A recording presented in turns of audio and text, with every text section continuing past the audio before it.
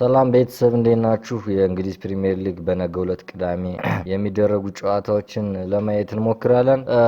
ነገ እንግዲህ እንደሚታወቀው ቼልሲ ከሊቨርፑል የሚያደርጉት ጨዋታ ተጠባቂው ጨዋታ እና የነገው ጨዋታ የመጀመሪያ ጨዋታ ነው ማለት ነው። ስለ ጨዋታው እንግዲህ ቀደም ብለን አንዳንድ ነገሮችን ለማየት ስንሞክር ሊቨርፑል ከዚህ ቀደም በነበሩት በአምስት ጨዋታዎች ቀደም ብሎ በተጫወታቸው ሶስት ያክሉን አሸንፎ በሁለቱ ደግሞ ተሸንፎ እየመጣ ያለ ክለብ ነው።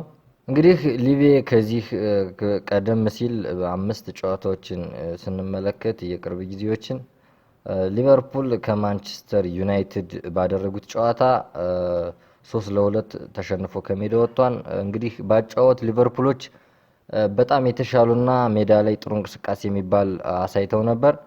ቢሆንም ነጥብ ጥለው ወጥተዋል። ሌላኛው እንግዲህ አፕሪል 25 ሊቨርፑል ከክርስቲያን ፓላስ ባደረገው ጨዋታ ሊቬ 3-1 በሆነ ውጤት አሸንፏል ማለት ነው።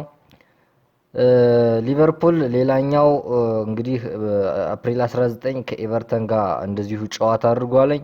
ጥሩ የሜዳ ላይ እንቅስቃሴ በሚባልና የጨዋታ ብልጫ በማሳየት 2-1 ኤቨርተንን ያሸነፈበት ጨዋታ ነው።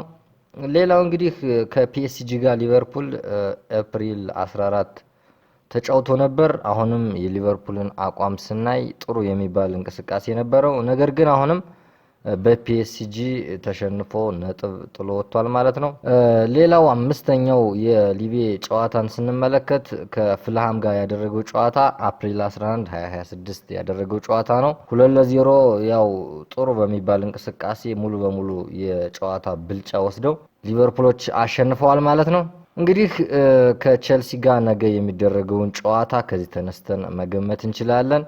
ምን ሊፈጠር ይችላል? ኳስ ነው አይታወቅም። ግን ሊቨርፑል ጥሩ እንቅስቃሴ ላይ ነው ያለው። ያሸንፋል ወይስ አያሸንፍም የሚለውን ቼልሲም ከባድ ክለብ ነው።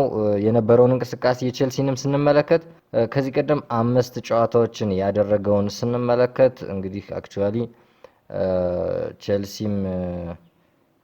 ቼልሲ እንግዲህ 5 ጨዋታዎችን አድርጎ በቅርብ ያለውን አቋም ስንመለከት የቼልሲን በአራቱ ተሸንፎ አንዱን ብቻ ነው ያሸነፈው ማለት ነው።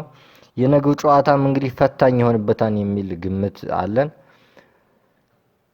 አፕሪል ሜይ 4 እንግዲህ ቼልሲ ከኖቲንግሃም ፎረስት ጋር ባደረገው ጨዋታ 3-1 ተሸንፎ የጨዋታ ብልጫውን ግን አሳይቶ ከሜዳ ወጥቷል። ሌላኛው አፕሪል 26 ቼልሲ ከሌስተር ካደረጉት ጨዋታ ጥሩ የሚባል በሜዳ ላይ እንቅስቃሴ በሁለቱም በኩል በሌስተርም በቼልሲም የታየ ጥሩ ፋይት ጥሩ ጨዋታ ነበረ። ቢሆንም ቼልሲ አሸንፎ 1-0 በሆነ ውጤት ከሜዳ ወጥቷል።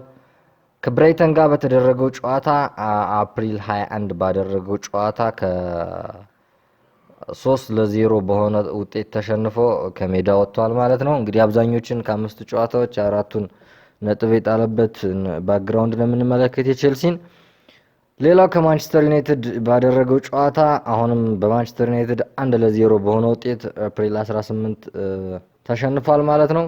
ከማንቸስተር ሲቲ ጋርም እንዲሁ አፕሪል 12 አድርጎ 3-0 በሆነ በሰፊ ልዩነት ነጥብ እየጣለ ከሜዳ የመጣበት ሁኔታ ነው ያለ። እንግዲህ ቼልሲ እንደሚታወቀው በጣም የቆዩና ሲኒየር የሚባሉ ጥሩ ተጫዋቾች አሉት። ነገር ግን ነጥብ እየያዘ ከሜዳ እየወጣ አይደለም ነው። እንግዲህ ሌላው ነገር አሰላለፋቸውን ስንመለከት እንግዲህ በነገው ዕለት ሊቨርፑል የቼልሲው ተጋጣሚ አሰላለፍ 4-4-2-1 ነው የሊቪ አሰላለፍ። የቼልሲን አሰላለፍ እንዲሁ ስንመለከት 4-2-3-1 ይመስላል ማለት ነው። እንግዲህ ማን ያሸንፋል የሚለውን በጨዋታው ከስር የምናደርሳችሁ ይሆናል። ሊቨርፑል ጠንከር ብሎ ነጥብ እየያዘ የመጣበት አጋጣሚዎች አሉ። ቼልሲ ደግሞ ቆንጆ የሚባል የሜዳ ላይ እንቅስቃሴ ቢኖራቸውም ነጥብ ግን ማግኘት አልቻሉም።